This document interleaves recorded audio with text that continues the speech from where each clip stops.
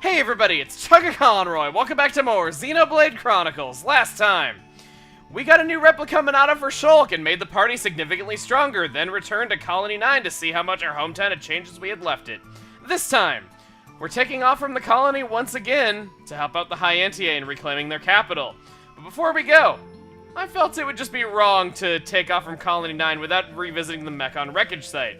This is where our adventure began and where we first met Shulk after all. And wouldn't you know it, there is a heart-to-heart we can view here. And it has absolutely nothing to do with Shulk at all. I give you a Hero Pawn's perspective. These are probably the two characters that have the least to do with Colony 9, to be honest. Charlotte, tell Ricky about Mechon. The Mechon? Why? Ricky know nothing about history of Mechon with Hom-Hom. Ricky feels stupid. This is unusual for you, Ricky. I mean, curiosity's a good thing, but what brought this on? Ricky glad Charla asked. When Mechon attack colonies, Ricky and villagers know nothing. Just sit in village punning about like a normal day. I guess Machina wasn't really on the Mechon's radar. Ricky never saw a Mechon before, only heard of them in whispers. On Prison Island was the first time Ricky faced one. Ricky scared. Charla was brave though, Ricky embarrassed. Don't beat yourself up, Ricky. I've been fighting the Mechon since I was, well, your height. Charla and friends stronger than Ricky. Ricky not good enough. No, Ricky, that's not true. What's gotten into you? This isn't the Ricky I know. Normally, you're brimming with self-confidence. Really? Ricky, not Ricky? We know the Nopon and Mechon never crossed paths before, but that doesn't mean we'd think you're not up to the challenge. You're one of us, Ricky. Ricky, sorry, Charla. Ricky feel better now. Don't mention it, Ricky. We've all got our own reasons for fighting in this war. Some fight for their family, some for their friends they've lost. Ricky happy he talked to Charla. Ricky super happy. You and me are friends, Ricky. Don't ever forget that. Let's fight to the very end for all the people of this world. While that is a nice one, I do think the placement of it's a little strange. I mean, I know that there would have to be some Mechon, at least somewhere, though, but I mean, come on, that's what the Fallen Arm is for. This is the moment where we got introduced with Shulk and Ryan, or location we got introduced with Shulk and Ryan. It really should have been a heart-to-heart between the two of them. I mean, I know that they've got one in Colony 9 already, but it's their hometown. Come on. Well, that is all we are able to do in Colony 9 for right now, so our next stop is Eryth Sea. If you recall, the Ether Plant is now a home for High Entia refugees, and we even rescued a High Entia, Talia, who was trapped in Alchemoth after the power went down. That is where we would like to go.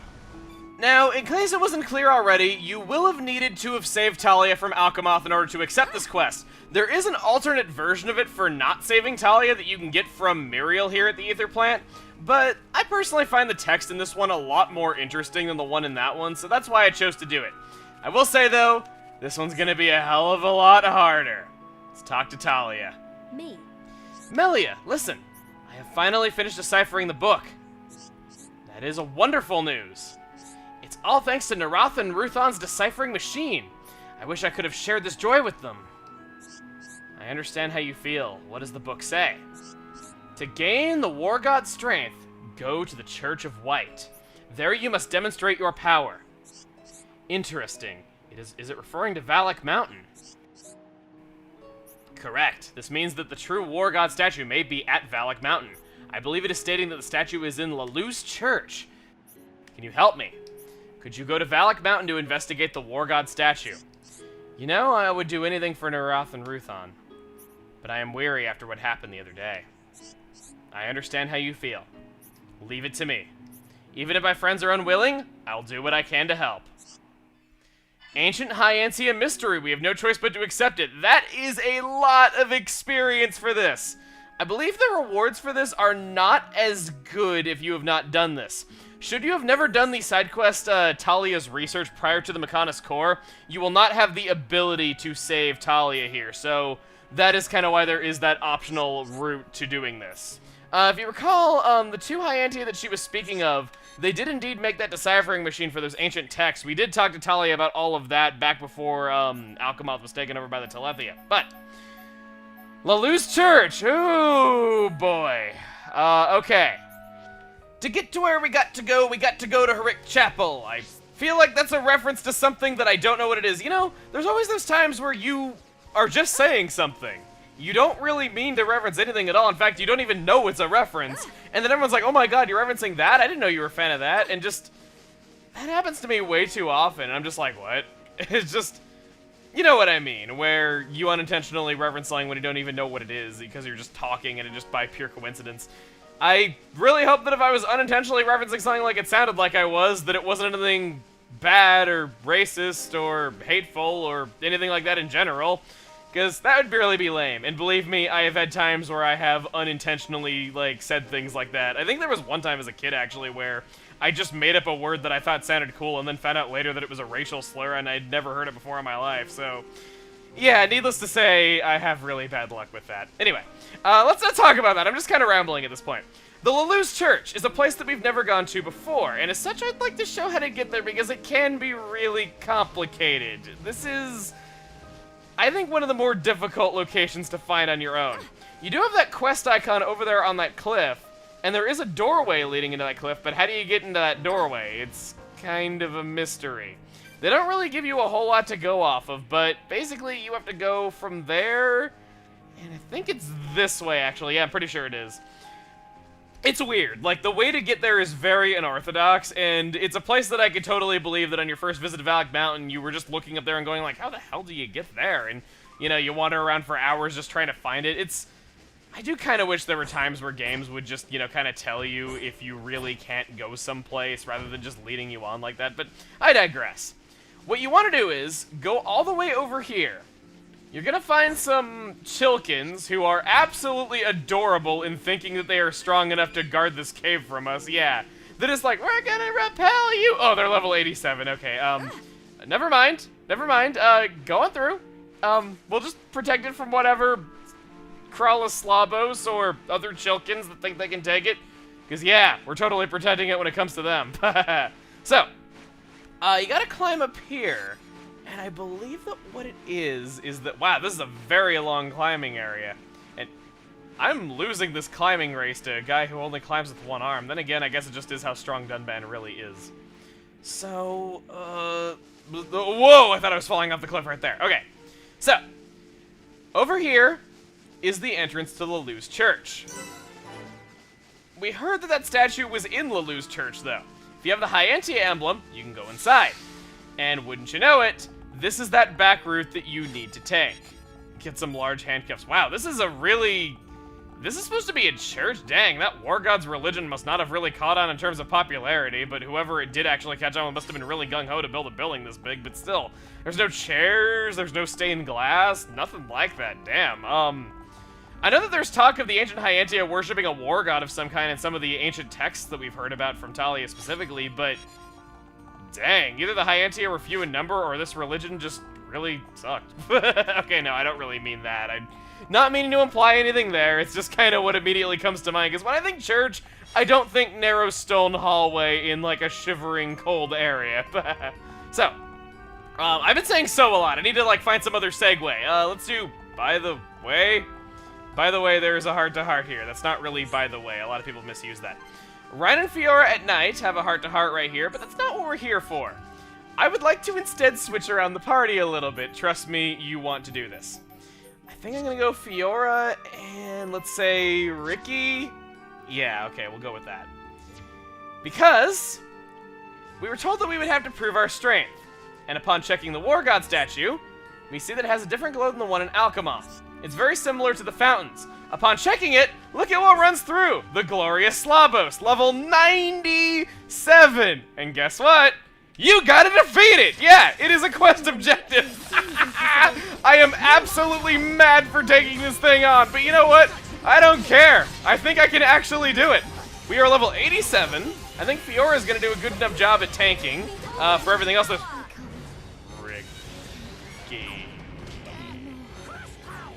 Fiora, I can't resurrect you at the moment. Okay, I guess less competition for sweet old Melly.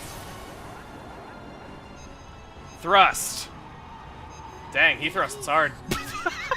I swear I did not mean for that. This is just the unintentional not meaning to say things episode, I swear.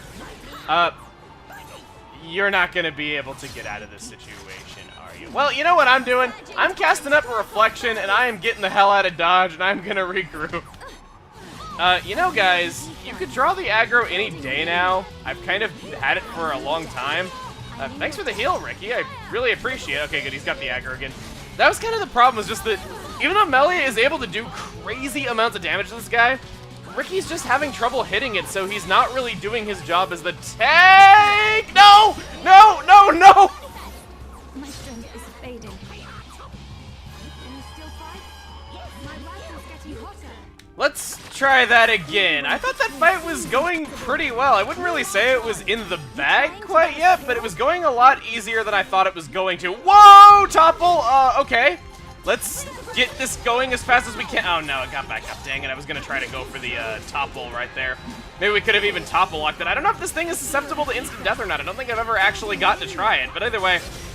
Reason why I switched over to Charla and took Fiora out of the party is that Ricky is good enough at being a tank, and I do have him in heavy armor. With both Charla and Ricky, we do have 2 healers in the party. And the other thing is just that, well, quite frankly, as we've seen before, Melia and Charla have really good skill links. You will get a lot of ether between these 2 characters by having them linked, though, so I definitely want that, and it can increase Melia's damage output. The other main thing... Charla, you need to stop. Okay. The other main thing is just that this party has really high affinity. As you recall, we have max affinity between both Melia and Ricky and Melia and Charla. I don't think Charla and Ricky are maxed out quite yet, but either way, they're pretty darn close. I think the lowest affinity link I have is between Fiora and Ryan, which honestly... Knowing their relationship and some of their moments they've had throughout the story, I don't think I would have it any other way than have that be the lowest one. Wait, what? Okay. That's kind of weird. Let's go for the Mind Blaster. Probably going to resist this due to the difference in level, but I don't... Oh, it didn't resist it! Dang! Okay. I got killed, but you know what? The aggro gets transferred to Ricky all the same, and I can just get right back up because we had that, so I am very content right about now. Let's do the summon copy. Let's get some damage over time going once again. And I think I should be pretty good. If I get the aggro again, I have a reflection ready to cast up right away. Of course, I got my unbeatable gems, which can be really helpful. Let's do that. Let's get some chill on you. And I think I should just about have this. Mountain Impact 9. Like it even matters that you're confusing him. You're doing 10,000 damage. You can't even have that much health. Is Reflection not gonna get rid of this? No, it's not. It doesn't affect Talonets. Okay, art spam time. There we go. That's it. Beating the odds. I believe you get that for defeating an enemy 10 levels higher than your party leader. And you know what? We freaking did it. That was a close one, but you know what? I'm kind of happy without using dedicated low-level strats. I was able to beat an enemy 10 levels above my party leader. That was awesome. Okay. I was just talking about how Ryan and Fiora have the lowest affinity. It's amazing what you forget when you're in a tough battle like that. Let's go back and see Talia. Back once again. Yes, you're back. What did you find? It looked the same as the statue in Alchemoth, but it was strange. It was a different color from the War God statues I've seen. Then, what color was it? It had a silver body with golden wings. Excellent. That is the true form of the War God. Those and other places are replicas created by followers of the faith. They are completely white. Perhaps the white stems from the connection to Valak Mountain. Perhaps. But the statue with golden wings is the original, isn't it? It must be. Valak Mountain is where the War God faith originated, but there are no High Entia living there. It is far too cold. What do you call the ones living in the Heroic Chapel now that Alchemoth is destroyed? It is difficult to believe, but could it have been the Chilkin? They too have wings. I do not think so. The statue's wings more resemble ours. The book refers to Valak Mountain, but it does not give more detail. Could it be possible that there was no snow there in the distant past? Maybe. Perhaps it was possible for High Entia to live there long ago. That would make sense. The sealed tower and the door there seem to be of High Entia making. It must have been because the Bionis moved in the past. That could have made the climate uninhabitable for the High Entia. A fascinating supposition. So if Valak Mountain is where the War God faith originated, then... Sorry, I'm being loquacious? Sounds like a rapper. This is all very fascinating, but I have to go now. We must continue our journey. I understand. Thank you for your help. I owe much to the passion and drive you've displayed. You have done a great deed for Narath, for Ruthon, and for me. I am overjoyed to have finished my research. Think nothing of it. It is my duty as a member of the Imperial family. Huh? Oh, nothing. It is a duty of us survivors to pass on our High Entia heritage. Let us speak again when the world is at peace. Until then, I shall be researching the snowfall on Valak Mountain. I cannot wait to get started. We complete the ancient High Entia mystery, get some awesome rewards. Talent boost 5, a meteor staff, good weapon for Melia. But that's not all. Melia's passion skill branch has been unlocked. That's what I'm talking about. Yeah, Ryan, that's what I'm talking about. Also, I gotta say it. All hail the Chilkin! So what do you get with passion? Well, it is what you would want on Melia. Ether up by 10 points. What skills does this net her by getting SP while you have it equipped? Nonchalant Heart reduces tension lost when an attack fails, 5 points. That's more so a good thing to have linked between her and another character, I think, though, because her Ether attacks don't really fail that often, but nonetheless, it's still good. Awakening Strike boosts damage dealt to enemies suffering sleep by 50%. Considering that the next attack on a sleeping enemy will always be a critical hit, and it stacks with this, that can be very good. Might be a reason for you to actually carry Hypnotize on Melia, or better yet, link it to Sharla. Telethia Killer. When an aura is active, increases damage dealt to Telethia, 50%. That can be helpful if you have Power Effect on her, but I don't really use Power Effect, and I don't really feel it all that necessary. Passion of Flame extends blaze duration. No, extends blaze duration when dealt to an enemy by 20. So, I guess it's good if you want to use Summon Flare as opposed to Summon Ice. And Rejection of Evil greatly reduces the effect of spike attacks. 50%! That is awesome, and I would expect no less from the great Melia Antiqua herself. I love her so. So, that is all we wanted to do here in Eryth Sea. What is next for us? Actually, what we want to do next is still in Eryth Sea. How convenient. Over here, I'd like to point out this heart-to-heart and Ether Crystal deposit that we have never been to. There's no transporters that go there, it's just kind of off on its own, and if you actually look over there, you'll see nothing but a lonely island. That is where we want to go. We have arrived at the very fedora-looking Sleeping Dragon Isle. This is an example of a location that is never required for story purposes, and absolutely no side quests ever tell you to come here. But it's here, it has things for you. Just kind of shows that just kind of going out and exploring and seeing where you haven't been can pay off. There is an Ether Crystal deposit here, but it's nothing greater than what we were able to obtain in our first visit to Eryth Sea. There are some high-level monsters here, and also some not-so-high-level monsters. I believe those fish in the water, some are level 80, others are around level 35. But the reason why I really wanted to come here is not because of these triple item orbs, as nice as they are. High Violet, Dolphin Carrot, I like that item. It is rather that there is a heart-to-heart here, and it stars everyone's favorite bunch of jokers in Fly Fish. Yeah, you can kind of already guess who they are. Oi, Ricky, what are you up to? Rain, see? Lots of fish. Fish with wings jump out of water, see? Haha, you must be joking. There's no such thing as fish with wings. You've lost the plot. But Ricky, just see one. See, fish fly. Oh yeah, I saw that, so fish can really fly. Ricky not see before either. Village and forest not have flying fish. Right then, only one thing for it. We catch one and eat it. Ricky want 5 for himself. My time has come. I will show all of Bionis my fishing skills. Are you okay? Ah, no! What's the matter with you? Ricky, remember that creatures with wings are special to Napon. If Ricky eat flying fish, Ricky get in trouble. Don't worry about it, no one's looking. No! Dunga will get mad, but Ricky's stomach make noise. I won't tell anyone, but that means you gotta fish twice as hard as me. Ricky not happy, but food is most important to Ricky. Ricky get all fish before Rhine! I knew it. When food's around, you're suddenly up for it. That one's cute enough, not really a big story-relevant one. I do think Ryan and Ricky's other ones are better. Apparently, this Carbon Toot is a very big fan of that heart-to-heart and didn't enjoy me talking him down, so he is taking his entire Sydney Orchestra House building and killing me with it.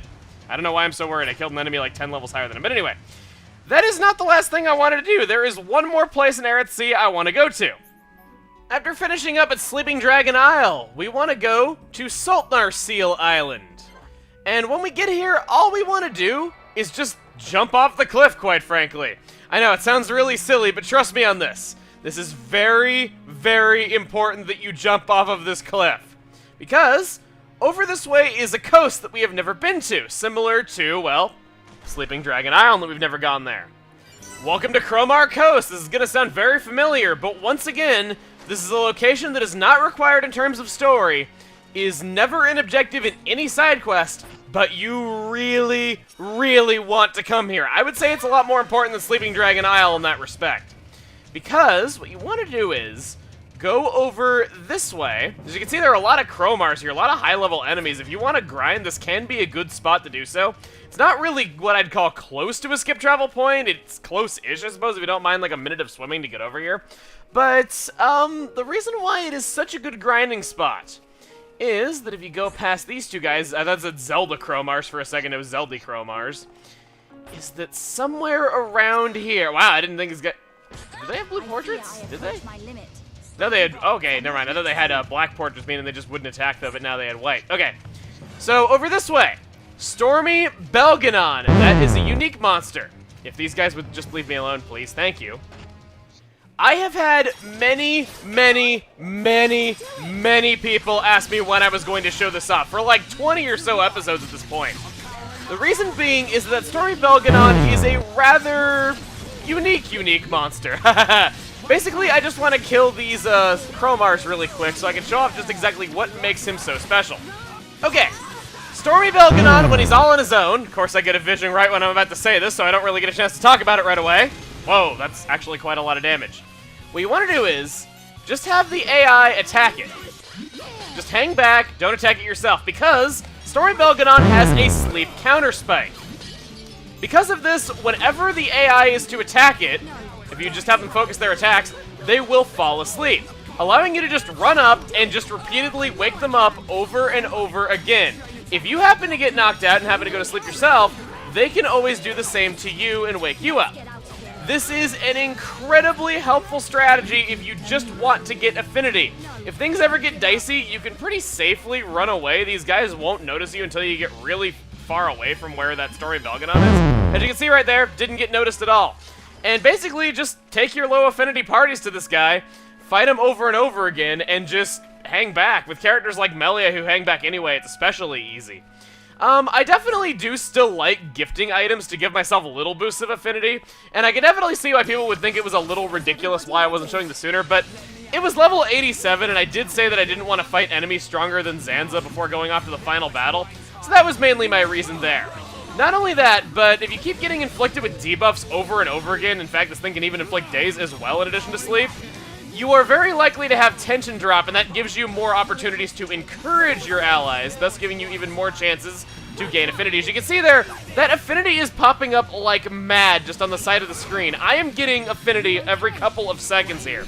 It's 2 hearts, though, as well, so that's not really small in comparison to what you'd be getting from gifting anyway. But yeah, very, very helpful place to grind affinity if you just need to top off your last few remaining party members that don't have max affinity by this point. Definitely keep it in mind. We've got trouble. Sure, use Mad Taunt. I wasn't trying to warn you of vision, I was just trying to encourage Ricky. And I'm asleep, and Ryan is almost dead. Awesome. Well, I never said that things here would always go smoothly, but it's definitely the best way to get affinity in a really, really short amount of time.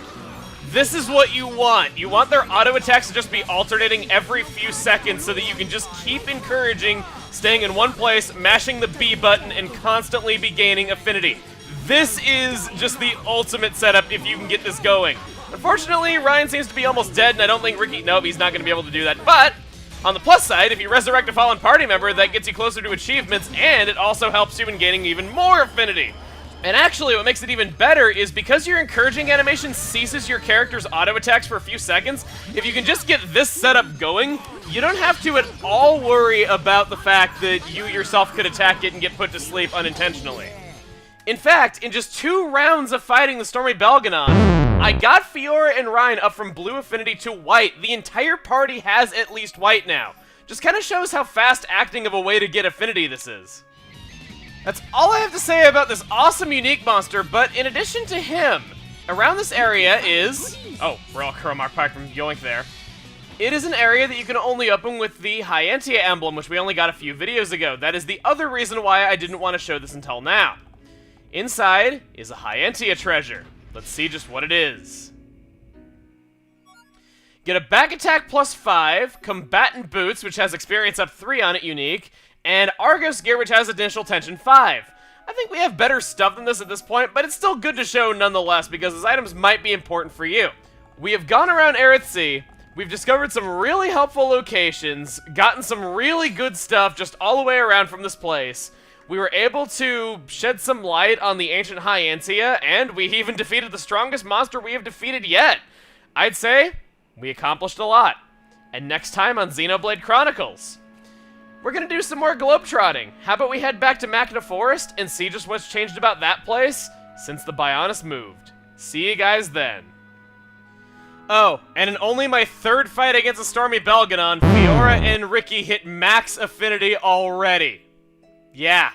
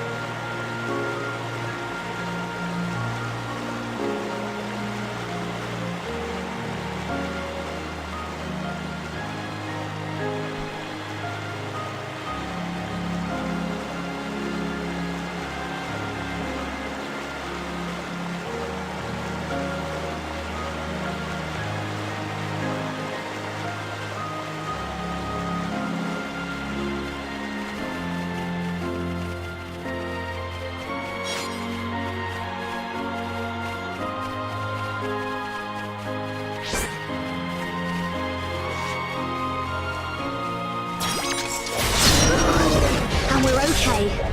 Cool. Me.